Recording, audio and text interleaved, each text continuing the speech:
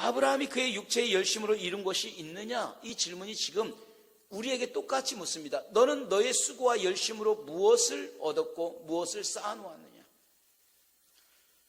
경력과 지식과 수단이나 노력을 통해서 무엇이든지 이룬 것 있으면 한번 내놔봐라 그거예요.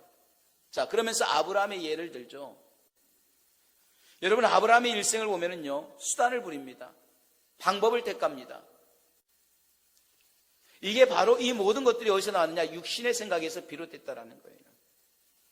그래서 로마서 8장에 분명히 말합니다. 육신의 생각은 사망이요 영의 생각은 생명과 평안이니라. 할렐루야.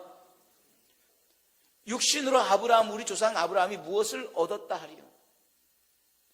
우리 속에서 나오는 것들이 어느 것 하나 내 영혼을 책임지고 여러분 내 영혼을 구한 것들이 있느냐라는 거예요. 보는 것을 쫓는 인생 이제 버리라는 겁니다. 더 이상 세상 정욕과 육신의 자랑만 보고 따라가지 말고 오히려 하나님의 영광을 위하여 따라가라는 거예요. 내 능력으로 내 힘으로 온 게 아니라 하나님의 은혜로 하나님의 뜻과 계획 가운데 오게 됐음을 나는 고백하면서 그걸 보면서 저는 겸손할 수밖에 없는 거예요. 그래서 모든 일에 자꾸 고개를 숙이며 그냥 입버릇처럼 우리 항상 말합니다. 주님이 하셨습니다. 주님이 주셨습니다. 주님의 은혜입니다. 할렐루야. 우리 이 세 가지 한번 같이 고백합니다. 시작. 주님이 하셨습니다. 주님이 주셨습니다.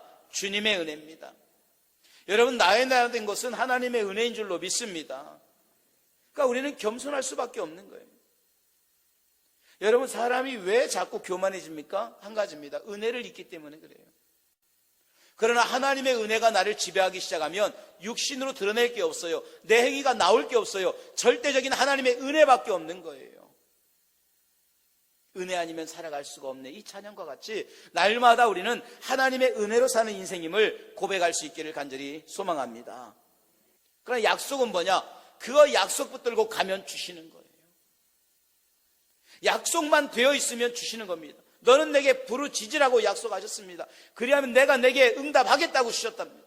그것이 약속이에요. 그래서 아브라함이 하나님을 믿는다는 것은 신념이 아니라 하나님의 약속을 붙들고 가는 믿음이라는 거예요. 오늘 우리의 믿음이 이 약속의 믿음을 붙들고 나갈 때에 하나님은 그것을 의롭다고 여기시는 줄로 믿습니다. 하나님을 믿는 믿음이라는 것은 다른 게 아닙니다. 절대적인 하나님에 대한 신뢰를 이야기하는 거예요. 하나님이 내 인생을 이끌어 가십니다. 하나님이 내 인생의 주관자가 되십니다. 하나님의 약속을 붙들고 나갑니다. 그 약속한 자에게 하나님은 반드시 이루어 가신다라는 하나님에 대한 절대적인 신뢰, 이 신뢰가 하나님이 인정해 주시더라는 거예요. 저와 여러분이 이런 하나님에 대한 절대적인 신뢰를 갖고 나갈 수 있기를 주님의 이름으로 축원합니다.